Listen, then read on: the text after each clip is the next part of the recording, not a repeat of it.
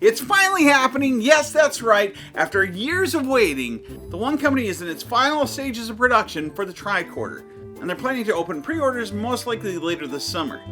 And to celebrate this, Chris and I took it to San Francisco to show it, to test it, which if you haven't seen, you can check out up here or in the description below. And afterwards, we decided to sit down and do a little unboxing. Perfect. So, this is the most recent near final version of the Tricorder. It is. Perfect. Indeed. All right. And this is technically an unboxing as it would be right now. It is technically an unboxing, yeah. Yeah. In that we haven't shown anyone this yet. Everyone's keen to know about it, and this will come in its own mailer because that will make it easier for them shipping. Plus, they'll protect it more. Right. Like I say, from that. Realistically, we can't talk about the manual yet. The manual's not done, so we'll just put that to one side. Gotcha. And this will have probably some packing at either end of the box too, because the main damage happens at the corners. And if you pull the product in from any corner, Right. then any damage that happens on the corner it'll be insulated from it. And you only have to pull it in from two corners. You don't have to pull it from all the corners, because obviously the minute it's in from one corner, Right. the damage on the corner is protected. Right. So this will be plenty.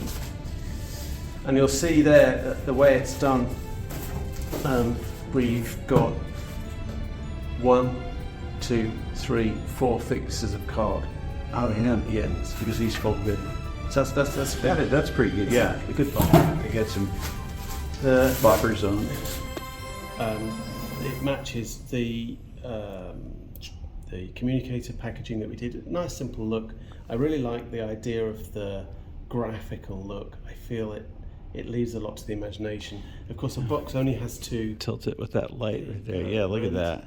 You've got the matte laminate with this gloss UV over it, and then you've got this areas here where you could imagine somebody chinographing their name and their designation on. You have to have in-world, real-world stuff on the back, Right. but everywhere else you can make it in universe. So it's a paper over board box, lovely quality feel of board, strong, and it'll be protective. And then once you get inside, you immediately see the leather case of the Tricorder. You've got the bit here with the stand, and the discs are under here. So if we just take this off, it's a bit of EVA, and then here you see the Tricorder stand. We'll just get that out. In here you can see Enterprise standard issue. It's a Tricorder.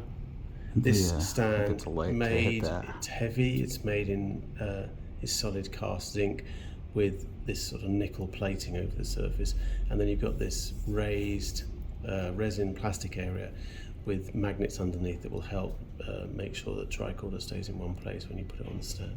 Yeah, so pretty. It matches the Tricorder and the phaser stands that we've done before.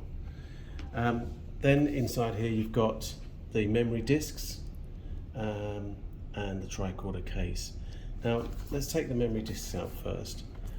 We're actually putting there's going to be another hole cut in here so you can get your finger through it. But these are the memory discs. We'll put them in a minute. We'll just put them to one side for a second. You can see here that the strap is placed in a protective area so it doesn't get too creased up. It's got long curves the way we've designed the layout of it, so that when it's unpacked it won't have folds in it or anything like that. Right, it's a common problem. And then we'll put this to one side, the box. The case has been designed along the lines of a sort of 1960s, 1950s, 1960s camera case. And I think or an instrument case, I think that's quite important, because whereas our previous ones looked almost like one was a functional case, one looked like a little sort of gun case. Right. We think this one's more of a scientific instrument. It needs to come in something that is much more like a scientific instrument case. It's got 2 magnets that hold it closed, and then you can see this lovely feature around the upper door handle. Open that. Yeah, it perfectly folds flat. Nice and flat, yeah, so you can put that back in your bag or anything like that. That's if you awesome. want to get this thing out, we'll put that in there. And then you've got the Tricorder. The strap, the correct length, the correct width, It's been nicely finished. I think the previous strap was a one-sided, and in fact the strap from the show was a one-sided strap. But we decided to idealise this a little bit. It is the correct width though, and it's the correct thickness, and it's the correct length. But it's just got stitching on both sides and a nice finished edge. Wow. In the finished product, the bottom compartment has a cardboard box that exactly fits there, black, that has the dividers in it and the charging cord, which is USB-C, USB, regular USB, USB-A, I guess. And the dividers can go in. The dividers themselves, we don't sell this product with the medical tricorder part, but the dividers have recesses in them that will fit the standard medical tricorder part if you want to make your own or get one somewhere else. That one? Yeah. You open up the upper door, that's closes with a magnet. Obviously all these pieces here are machined from aluminium, so the metal parts are actually metal. And then you have the discs that you can put in, but just before we get to that, let's open it up. You can see the lens here. This is made of tritan, which is a kind of glass-like plastic. Very, very carefully done geometry to make it look like the front of a CRT. You've got a very accurate grille that was made by pressing metal in the same way that the original grille was made, which was in fact a grille used in a radio. And then you've got these watch crown tops. They're actually illuminating now, but obviously in the original prop they were just watch crown tops with jewels on them.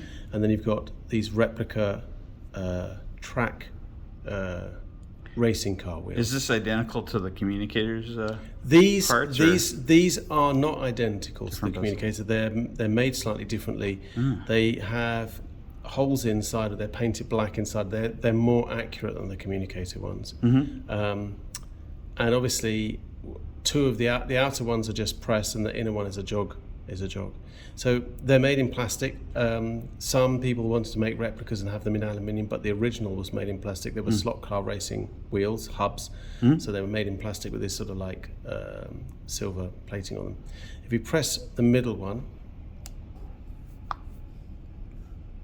turns it on, it goes through initialization, and then you've got the backlit moire disc. There we go. You'll see that we have already set a passcode for this device. You can set your own passcode. If you haven't set a passcode, it would go past the screen. But in this case, we've set 1701. So if we just we'll type in that, move along. Oh, I don't know why we chose that number, 1701.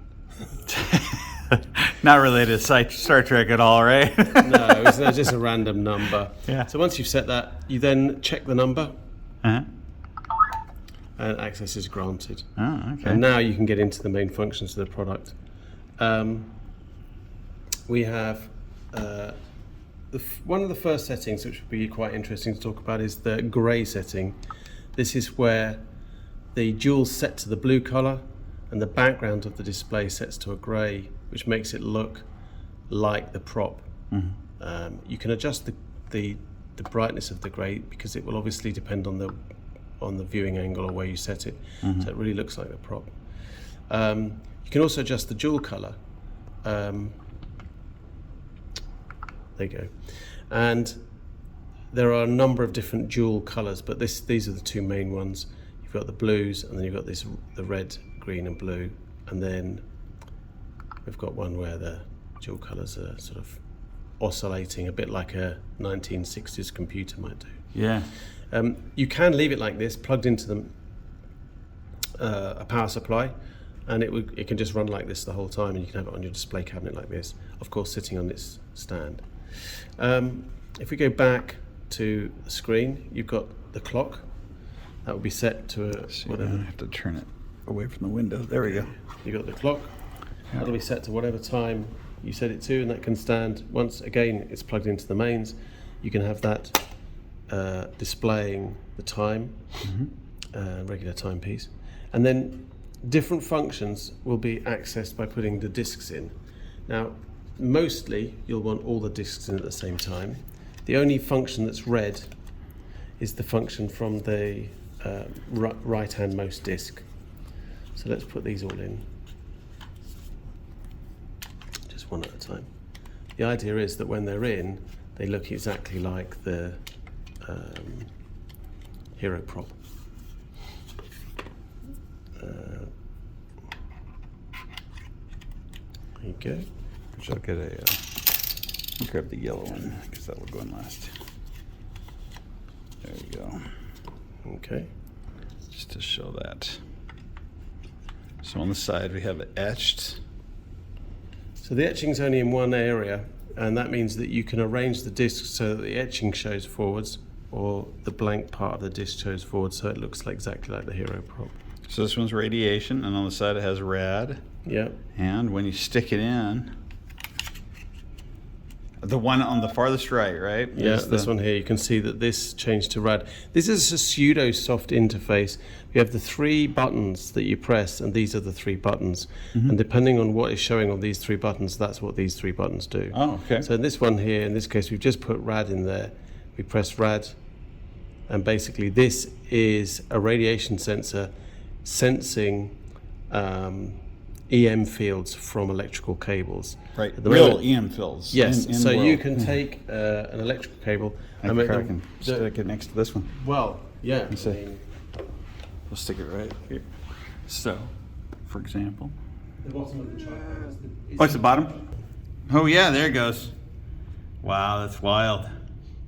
So you can see it's So starting cool. to get the power there. You Yeah. can see how far away it is here. If you look Yeah. at the other end, you can see where we're nearly. Right next to it. So but- some of the sensing was done using the bottom of the tricorder in the show. So this yeah. this shows you that rather neatly.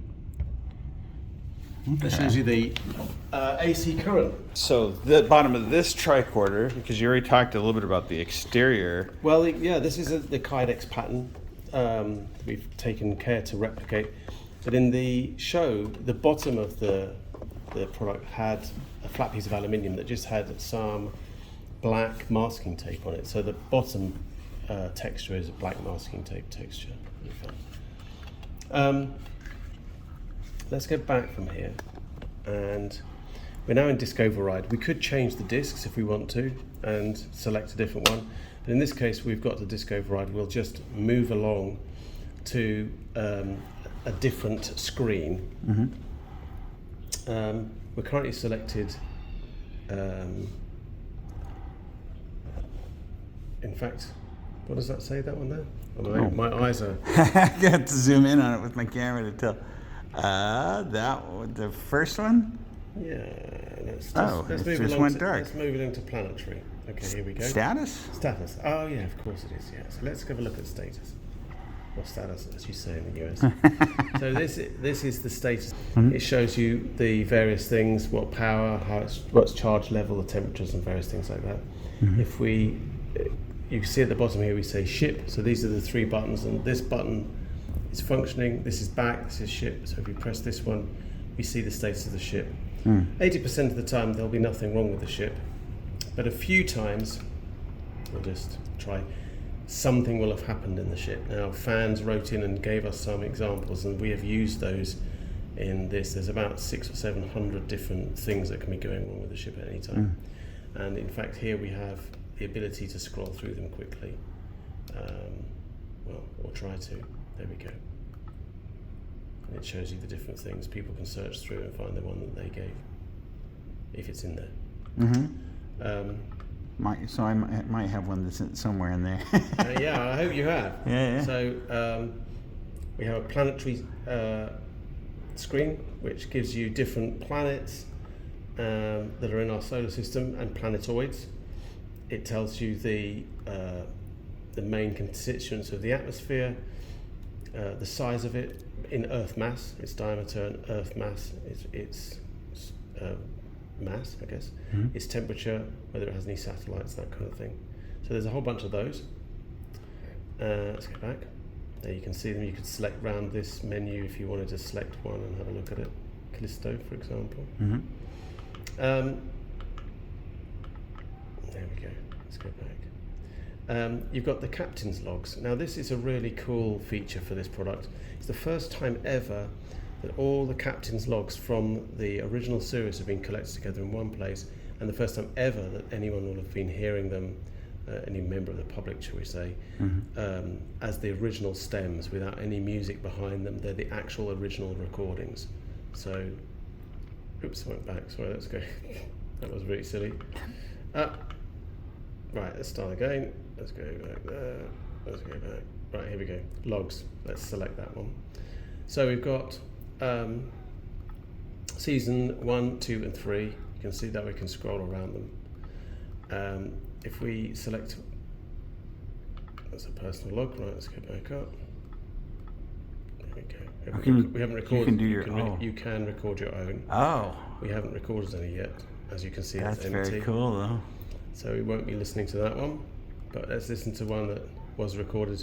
So here you go. We've got season 3, and then we've got all the different episodes. So let's just scroll to this one. Captain's log, stardate 5784.3. Dr. McCoy is endeavoring to treat the leader of a strange group of people.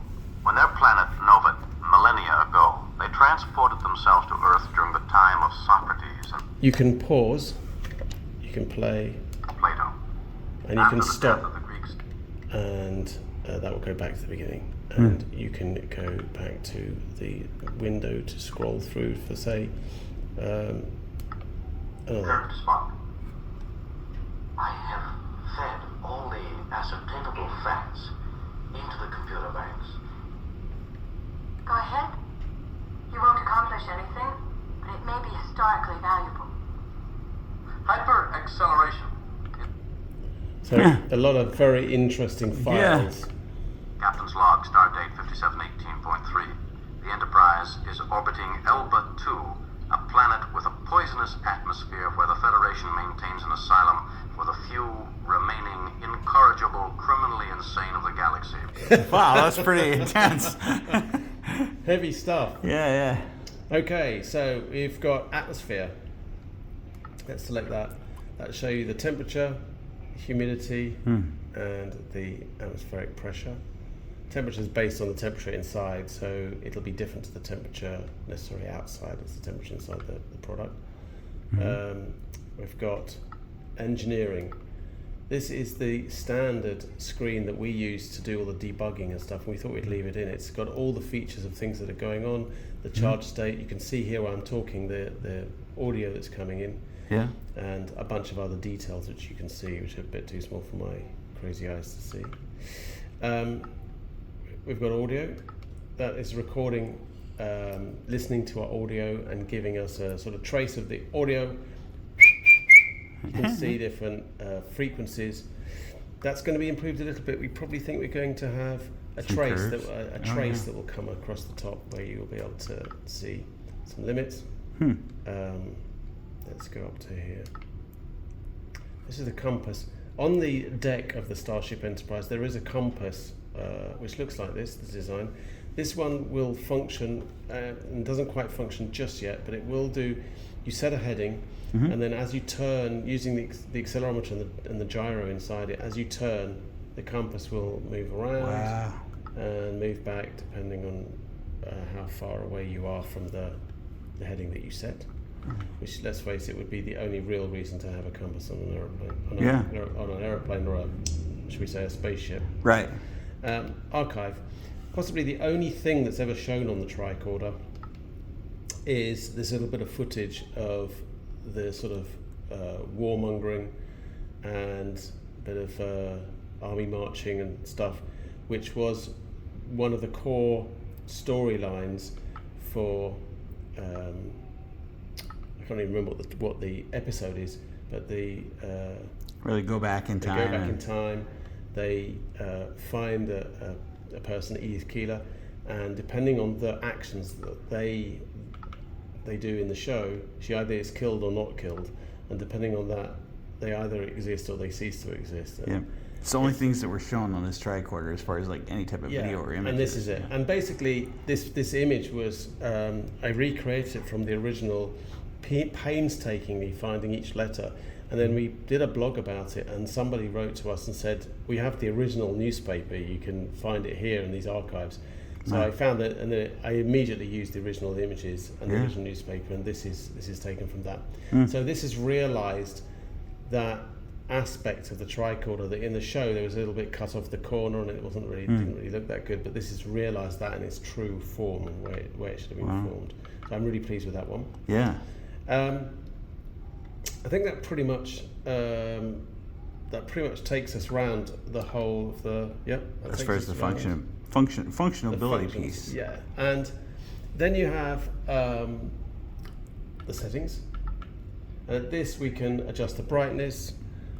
We can adjust the lamp brightness. That's the brightness of these across here.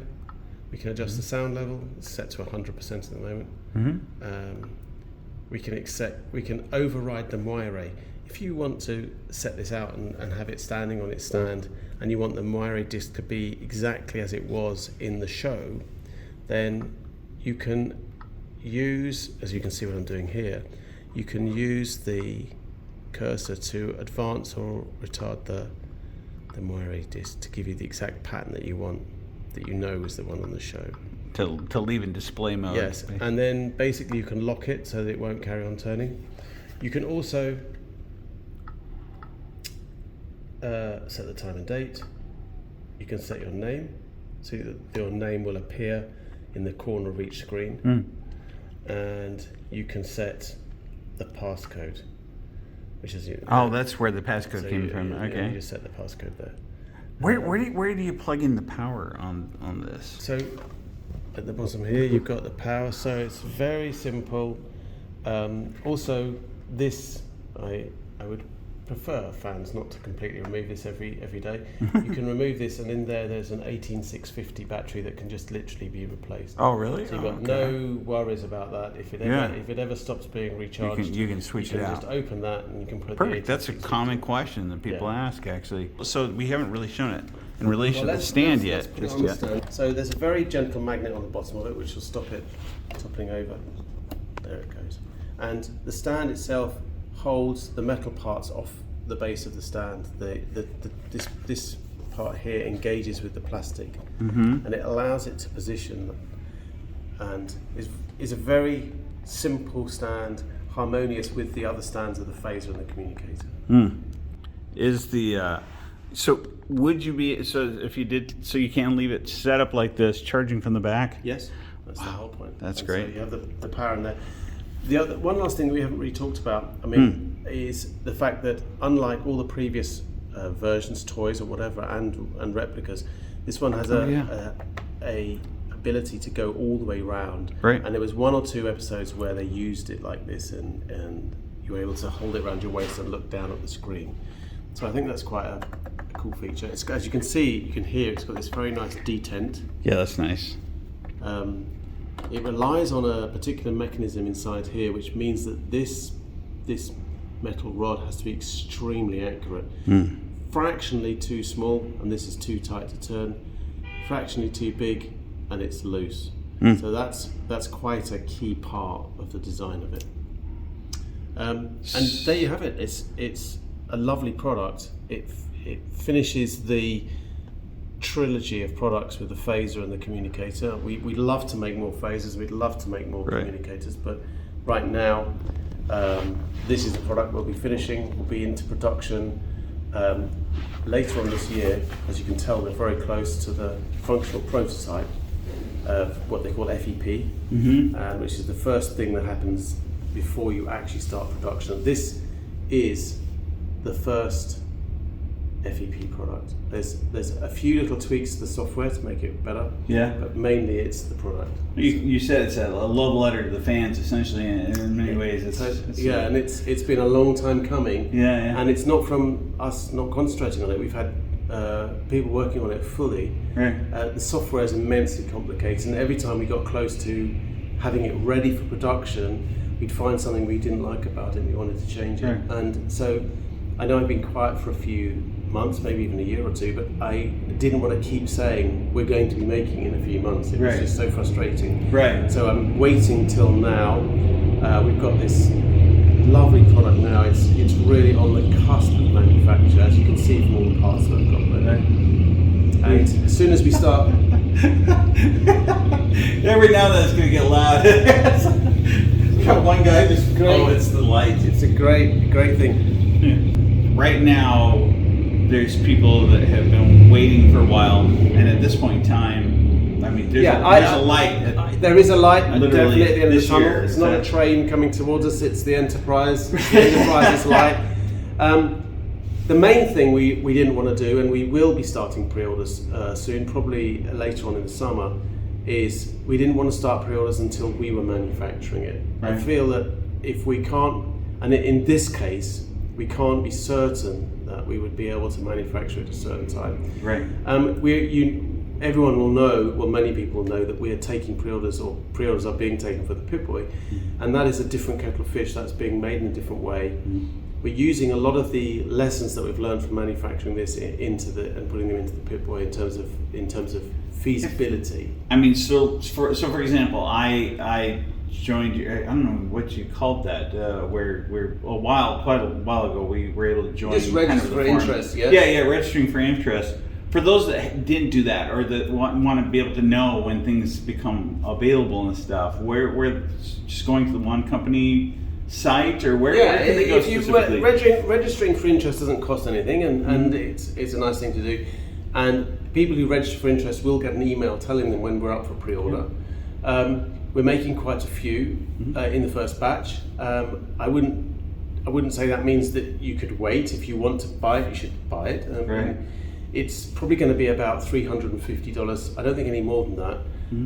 We did originally say $250 to $300, and it's taken a number of years, like 5 years, to get to this point. And a lot of costs have changed, and a lot of effort has put in. So it's probably more likely to be around the $350 dollars.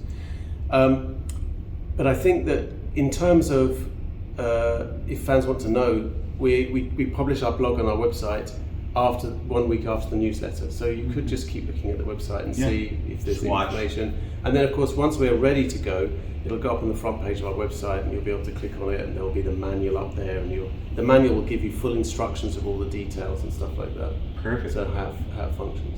So keep watching, visiting the One Company's website, and thanking Chris for coming on again, even though we're just about to film another one of these.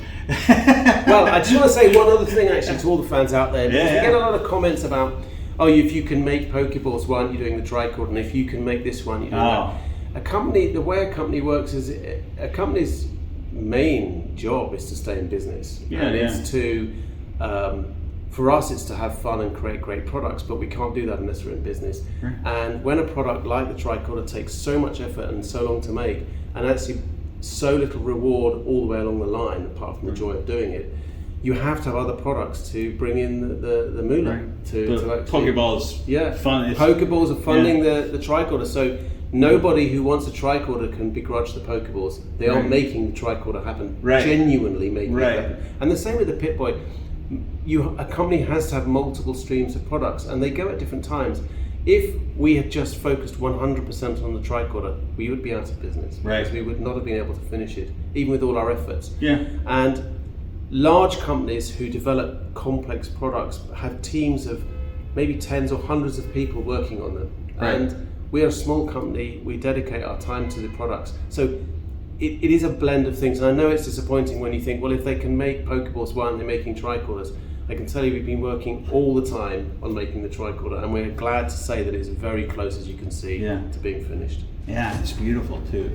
Now, of course, like I said, there's more information to come, so be sure to subscribe below in order to be able to see it when it comes out. And also go to the One Company's website to show you're interested, so you can start getting emails on those updates. In the meantime, like, subscribe, comment below. This is your Geek Fix.